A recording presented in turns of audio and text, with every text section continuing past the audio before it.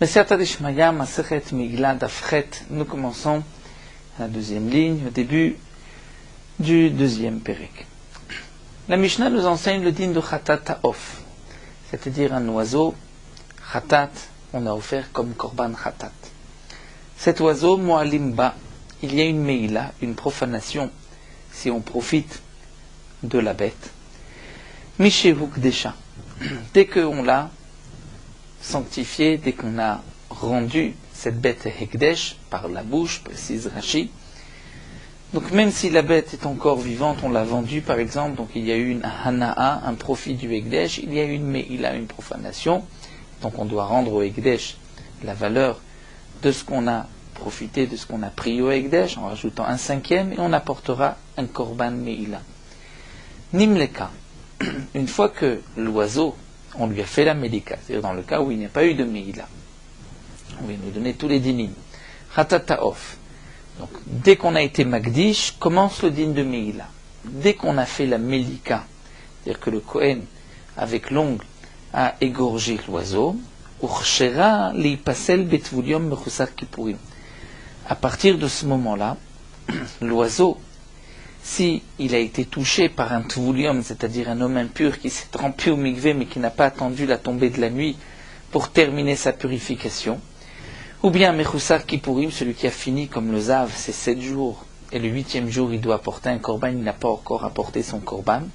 Le tvulium mechusar kippurim ont une certaine impureté, comme nous verrons dans la Gemara, et si un tvulium, un chusar kippurim touche le khatat ta'of une fois qu'il a été égorgé par la médika, il est pasoul, on ne pourra plus continuer la avoda de ce korban. Et aussi, à partir de la médika, commence le din ou belina, c'est-à-dire il y a un psoul, si il a passé la nuit, au lever du matin, il y a un psoul belina, puisque la nuit est passée et on n'avait pas terminé la avoda du korban khatat, le korban est pasoul. Un autre point que continue, une autre étape que la Mishnah continue dans le Khatat Ta'of. On a vu une première étape par la Kedusha du P, ensuite par la Melika. Troisième étape, si jusque-là tout avait été fait dans les règles, Uzadama, lorsqu'on va asperger le sang. À partir de ce moment-là, Chayvim alav mishum pigul. Si on avait pensé, même au moment de la Melika ou au moment de la Za'a,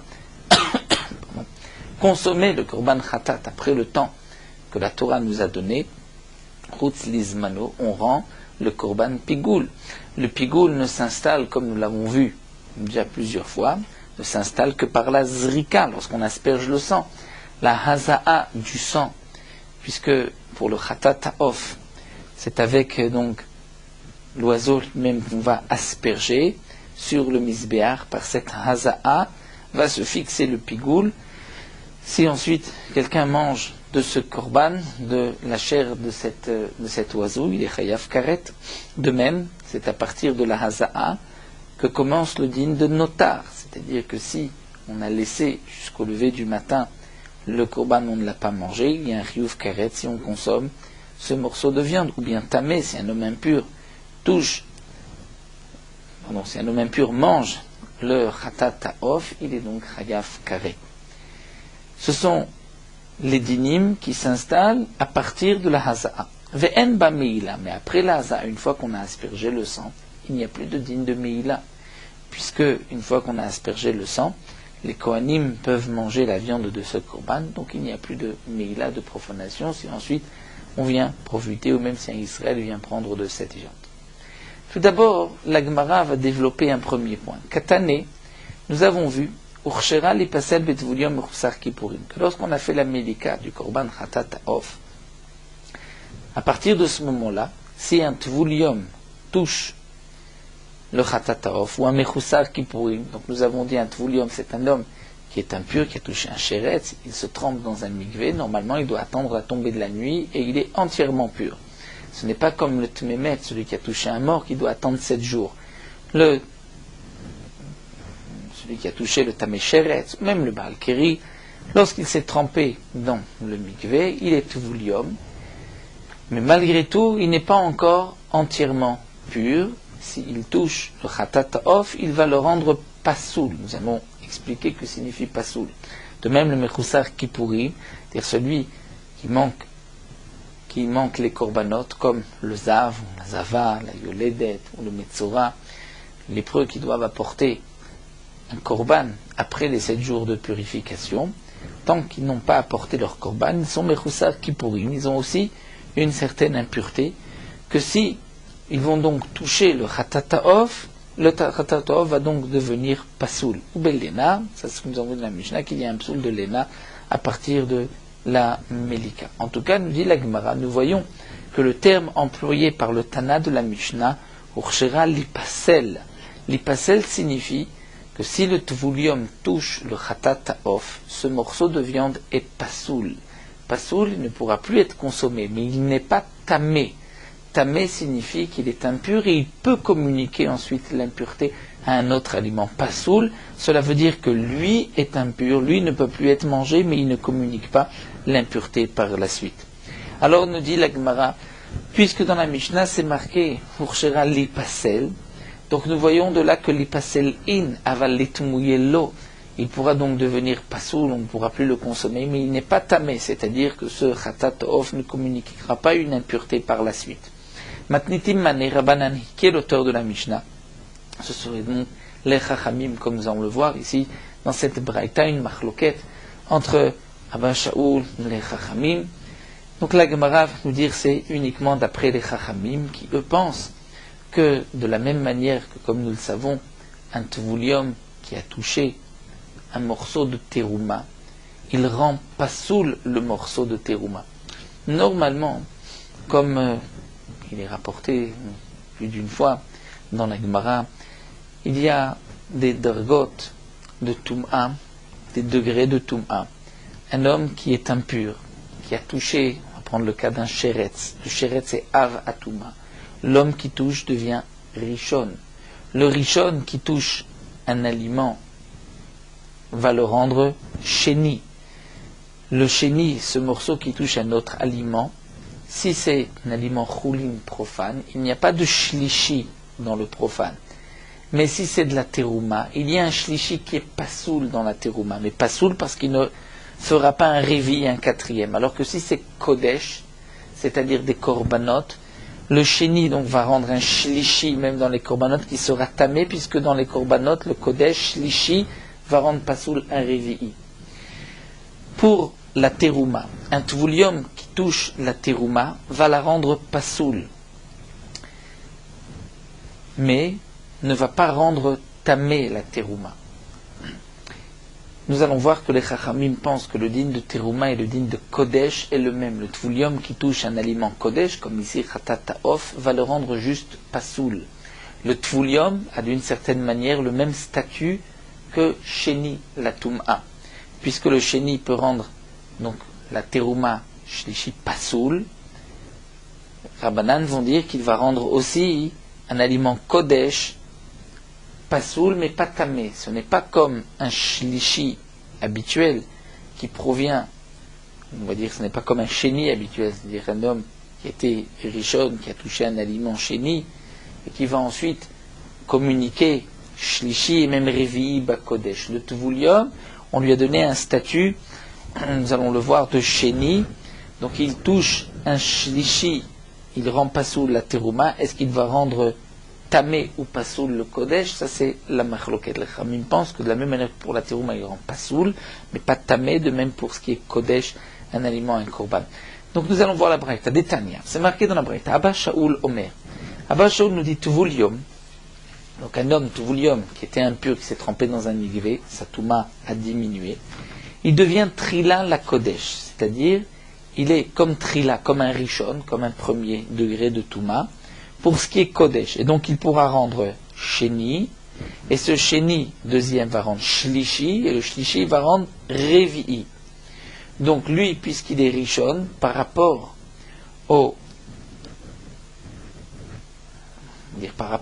kodesh, il devient comme rishon, et donc il peut faire sheni, shlishi, revi'i.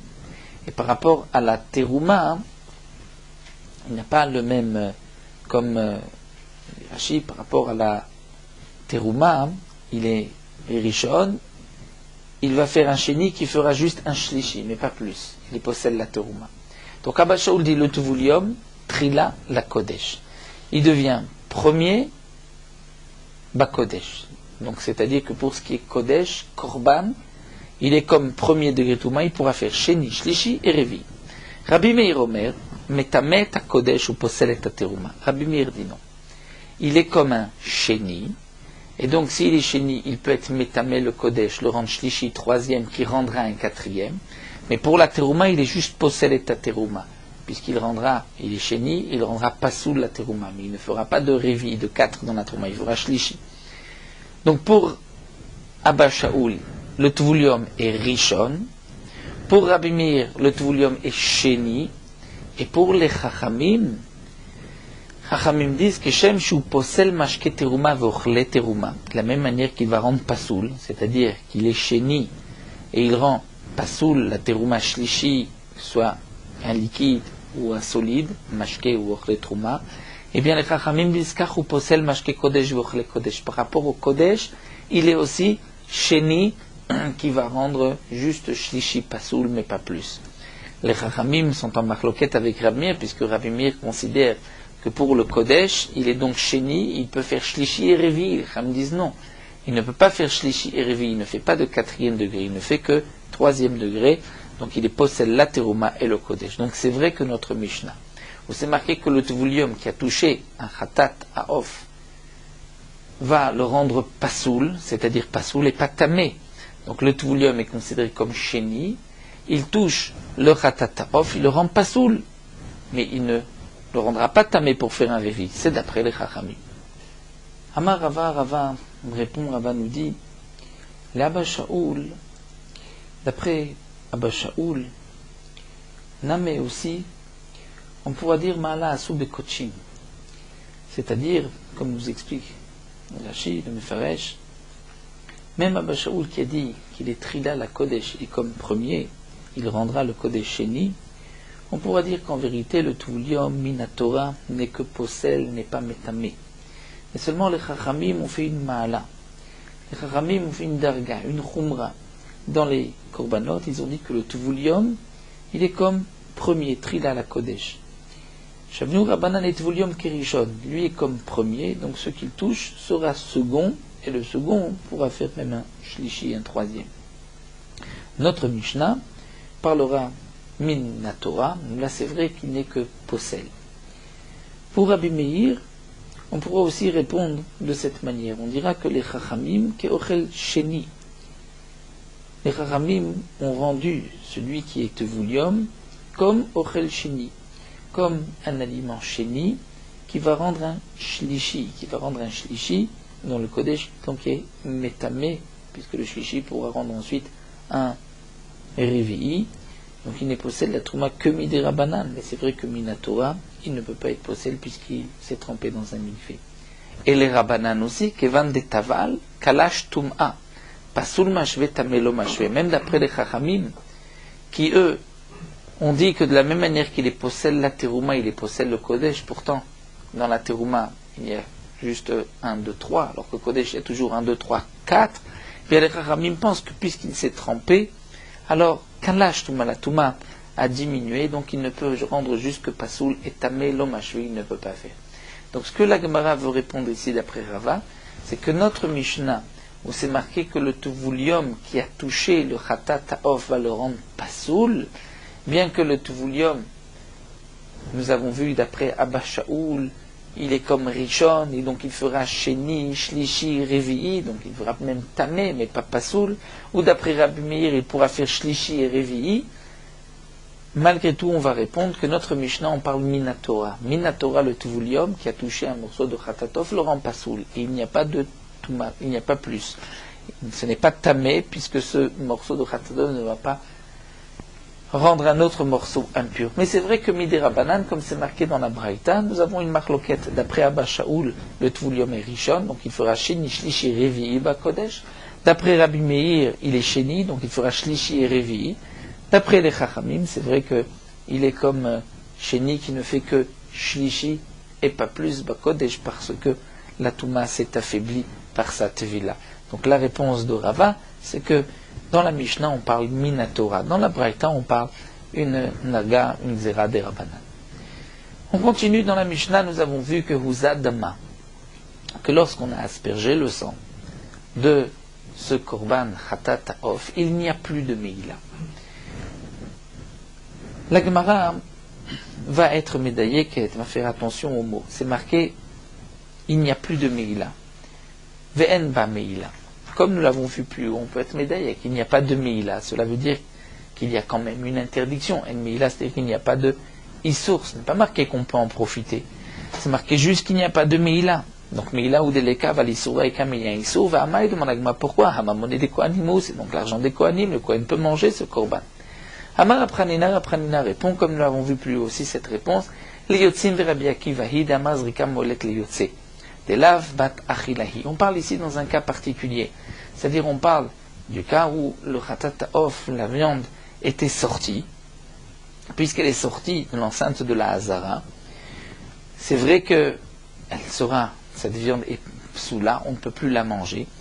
Mais d'après Rabbi Akiva, bien que la viande est sortie, la Zrika va avoir un effet Zrika Moelet Leyotze.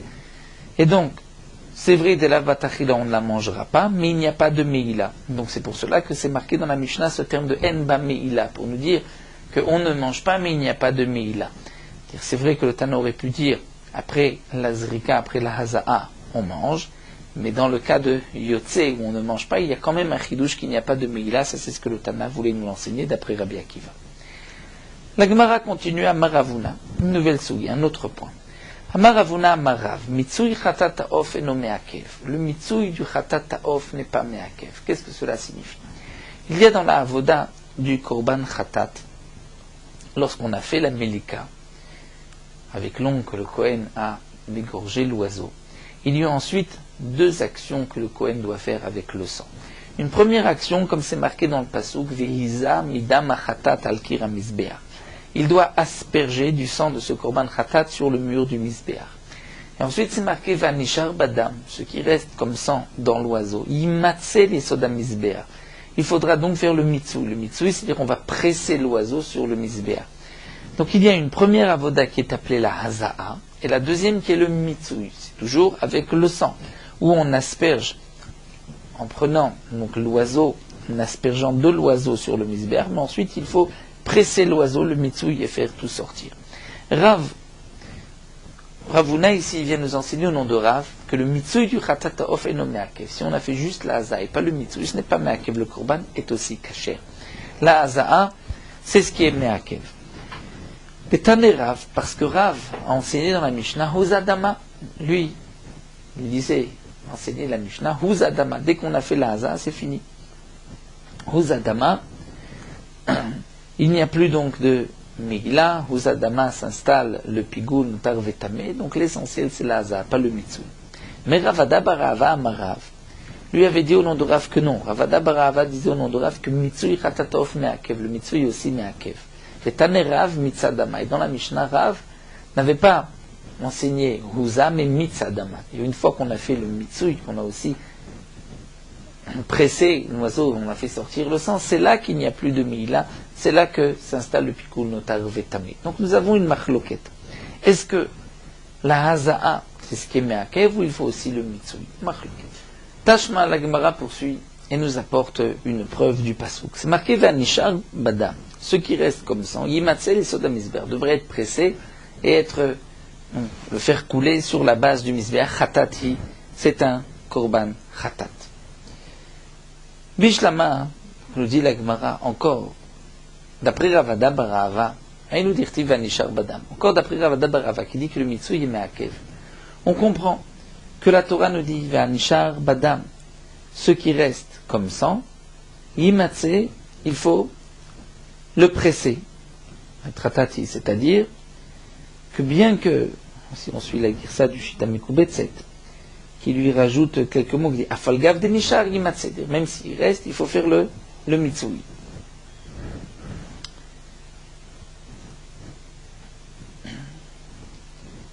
Donc nous voyons que ce qui reste est aussi appelé Khatat, donc il y a un digne de Mitsui qui est me'akev, s'il n'est pas fait, le korban n'est pas kasher. Et là, les Ravuna, mais d'après Ravuna, maï vanisha, que signifie vanisha? C'est-à-dire, qu'est-ce que le pasuk vient nous dire puisqu'il n'est pas me'akev? Donc pourquoi la Torah nous dit vehanishar? Et la Gemara répond, il a été enseigné qu'il est de Rabbi Shmuel, comme cette braïta de Rabbi Shmuel, she'im nishar, que si il est resté, c'est-à-dire, vehanishar, et s'il reste du sang, alors il faudra le presser sur les sodas misbeach. Alors que signifie maï khatati? La fin du pasuk c'est un khatat. Puisque khatat signifie que c'est me'akev. Et sur cette dernière partie du mitzvah, ce n'est pas me'akev. Si on n'a pas fait, ce n'est pas grave. La Gemara répond à recha. C'est juste sur la recha. C'est-à-dire, il faut lire le pasuk ainsi. Ve'iza midama khatat al kira misbeach. Il faut donc asperger. On prend l'oiseau, on asperge sur le misbeach. Khatati, c'est un khatat. Et ce qui reste devrait être versé sur les sodas misbeach. Amar le Ravacha berid Rava le Ravashi. Ravacha, le fils de Rava dit Ravashi. Et la me'atal. Si c'est ainsi, si tu es d'Oresh le pasuk de cette manière. Alors, Gabé Mincha, où c'est marqué dirti va noteret. Dans la Mincha, c'est marqué va noteret mina Mincha, l'Aaron banaf kodesh kodashim ishe Hashem. Et ce qui reste de la Mincha sera donné à Aaron. Si tu expliques que ve'anishar signifie, et s'il reste, c'est-à-dire, s'il ne reste pas, ce n'est pas grave, mais s'il reste, il faut asperger. Donc, ve'anoteret, tu vas dire aussi, achiname she'im nitotar, c'est-à-dire, s'il reste, ce sera mangé par Aaron et ses enfants. Mais cela veut dire que, au moment de la kmitza, s'il reste, tu les donnes à manger. S'il ne reste pas, c'est-à-dire que si entre la kmitza et la ktara, il y a une partie des restes qui s'est perdue, c'est volé, ce n'est pas grave, puisque c'est marqué ve'anoteret. Ritema, et si tu dis achiname, qu'effectivement ce n'est pas grave, la Gemara répond impossible. À Tania, nous avons une braïta qui nous dit, à propos de la mincha, misalta ou mishamna, on prend de sa farine, de son huile, alcool levonata, sur toute la levona. De là on apprend, prat shechasra salta vechasra shamna vechasra levonata. S'il manque une partie de la farine, une partie de l'huile ou une partie de la levona entre la kmitza et la aktara, on ne peut plus brûler le kometz. Donc tu vois que le terme ve'anoteret ne signifie pas si il reste, il faut qu'il reste. Donc ve'anishar aussi, ce n'est pas et si il reste, comme si ce n'était pas me'akev, c'est ve'anishar. C'est-à-dire il faut qu'il reste du sang pour faire le mitsui. La Gemara va répondre, va dire non. Amre atam ktiv ve'anoteret krayetera. Ktiv. Ktiv encore une fois. Ve'anoteret krayetera. Le ve'anoteret, la Gemara répond, c'est un pasuk en trop. Comme nous explique Rashi, c'est marqué deux fois. Une fois ve'anoteret mina mincha, et ensuite ve'anoteret mimena yochlu Aaron ubana, puisque c'est marqué deux fois. Et nous avons un principe que dans les korbanot, lorsque la Torah répète une fois shana alav akatuv le'akev, donc là la Torah nous dit, puisque c'est marqué deux fois, c'est pour nous dire que s'il manque, c'est pasoul. Mais c'est vrai que lorsque pour le mitsui, ce n'est marqué qu'une seule fois vanishar, donc là on expliquera s'il reste du sang. Mais s'il ne reste pas, le mitsui n'est pas me'akev. Donc nous avons toujours notre machloket. D'après Ravuna, le mitsui n'est pas me'akev. Si on ne l'a pas fait, ce n'est pas grave. L'essentiel c'est la haza'a. D'après Ravada Barava, toujours au nom de Rav, le mitsui est me'akev. Donc la machloket, c'est comment comprendre le vehanishar badam. Vehanishar badam, est-ce que cela signifie, et le sang qui reste, il faut qu'il reste du sang pour faire le mitsui, ou bien vehanishar badam, s'il reste du sang. La Gemara continue, Métiv Avoua de Shmuel le Ravuna. Le père de Shmuel pose une question à Ravuna. C'est marqué Chad Chatat Ta'of, Vechad Ola Ta'of. Aussi bien Korban Chatat Ta'of, un oiseau Chatat, ou un oiseau Ola. Chez Malkan, on a fait la Melika, ou Mitzad Daman, et on a fait le mitsui. Chutz Lim Koman, Pasoul Ven Bokaret, en pensant brûler les. Pour le Korban Ola, brûler le Korban Ola, ou manger le Chatat Ta'of. Chutz Lim Koman, en dehors de l'endroit décidé par la Torah, c'est Pasoul Ven Bokaret. Pasoul, il n'y a pas de karet, c'est Chutz Lim Koman, mais Chutz Izmanam, c'est Pigul Chayavim Alav Karet.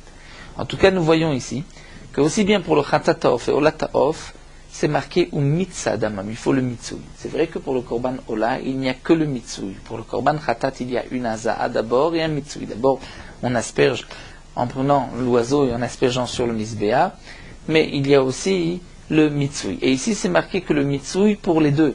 Le pigoul s'installe à partir du mitsui, même pour le khatat ta'of. Donc nous voyons que le mitsui est me'akev. Katane miyat mitza daman. C'est marqué mitza daman. Donc le mitsui est me'akev, puisque on voit aussi, comme c'est marqué, nous dit Rashi rajoute dans la question que le mitza daman, c'est-à-dire qu'au moment du mitsui, il a pensé au pigoul. Donc on voit que le mitsui est aussi me'akev. Bien parce qu'il s'installe à ce moment-là. En tout cas, nous dit la Gemara, nous voyons que mitza damam est me'akev. Et la Gemara répond dans Hu motivla vo mefarek la l'tzdadim katane. Lui pose la question et lui répond l'tzdadim. C'est-à-dire que la melika, c'est sur les deux, khatat ta'of et sur olat ta'of. Mitza damam, ce n'est que sur le olat ta'of, qui n'a pas de haza. Mais c'est vrai que le khatat ta'of, puisqu'il y a une haza'a, s'il n'a pas fait de pigoul pendant la haza'a, il ne peut pas faire de pigoul pendant le mitsui, puisque le mitsui n'est pas me'akev. Donc la Gemara répond, effectivement, on peut dire l'tzdadim, c'est-à-dire que ce qui est marqué, echad chatata'ov, echad olata'ov, chez Malkan, la melika, c'est-à-dire si le pigoul a été pensé au moment de la melika, ça se rapporte sur les deux, mais mitzadamam uniquement sur le olata'ov. L'tzdadim, c'est-à-dire sur les côtés. La Mishnah est expliquée une partie sur chatata'ov, sur les deux, et une partie que sur olata'ov. La Gemara termine, Goufa, nous avons vu Tana de Rabbi Ishmael, une braïta de Rabbi Ishmael, She'im Nishar Badam.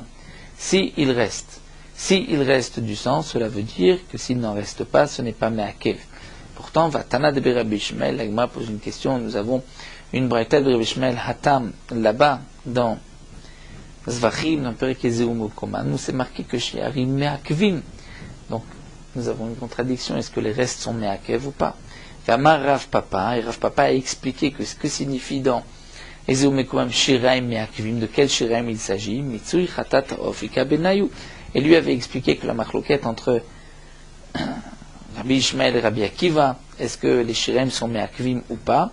Rav Papa a dit, il ne s'agit pas des Shiraim des restes d'un korban et d'une bête, puisque les Shiraim, d'après tout le monde, aussi bien Rabbi Ishmael que Rabbi Akiva, ce n'est pas me'akev, mais il s'agit de Mitsui Chatat Ta'of, c'est-à-dire après avoir fait la haza'a, le reste du sang qu'on doit presser de l'oiseau, le Mitsui, c'est là qu'il y a une marloquette, et que Rabbi Ishmael pense que c'est me'akev, Rabbi Akiva pense que ce n'est pas me'akev. En tout cas, d'après l'explication de Rav Papa, ce que dit Rabbi Ishmael, Shiraim me'akvim, il s'agit du Mitsui, le Mitsui est me'akev. Pourtant, nous venons de voir que Rabbi Ishmael dit que non, She'im Nishar, s'il reste, She'im Nishar, mais s'il ne reste pas, ce n'est pas me'akev. Alors la Gemara va répondre, très Tanaï va le pas de Rabbi Ishmael. Il y a donc deux Tanaïm, une marloquette Tanaïm. Qu'est-ce que pense Rabbi Ishmael? Certains pensent, d'après Rabbi Ishmael, que le Mitsui est me'akev, d'autres pensent que non, que le Mitsui n'est pas me'akev. Donc nous avons une marloquette. Nous allons nous arrêter ici. Terminons sur Meorot Halacha d'Afret.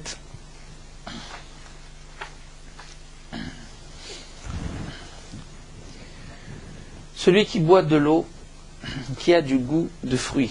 Par exemple, on a fait tremper du fruit dans de l'eau, ou on a fait cuire des fruits dans de l'eau, et l'eau a reçu tout le goût du fruit. On ne boit que l'eau. C'est une marloquette rishonim, mais ce qu'on dira la bracha boré peria etz ou shakol nia bidvaro. Le Shulchan Aruch est posek comme ceux qui disent qu'il faut faire shakol nia bidvaro. Et il apporte aussi l'avis du Roche, qui dit que si le goût du fruit se trouve dans l'eau, on dira la bracha boré peria etz. La charonim ont marqué la halakha que chatrila il faudra dire shakol nia bidvaro, b'diavad, si on a dit boré peria etz, on est yotze, et on ne dit pas une autre beracha. Donc ceci n'a été dit que dans des fruits qui sont bons aussi bien crus que cuits. Donc ces fruits-là, lorsqu'on va les cuire dans de l'eau dans laquelle a cuit les fruits n'est pas considérée comme le fruit lui-même, mais des fruits qui ne se mangent que si on les fait cuire, ou bien si on les met en conserve. Cette eau est considérée comme le fruit, et celui qui boit devra dire boré periaet. Certains rishonim pensent que même les fruits que la majorité des gens ont l'habitude de consommer ces fruits-là lorsqu'ils sont cuits, on dira la bracha shakol nia bidvaro, mais les poskim sfaradim voient que pour être yotze de toutes les déotes, même lorsqu'on boit l'eau de la cuisson de ces fruits qui sont généralement mangés cuits, il faudra dire la bracha She'akol Niyah Bidvaro.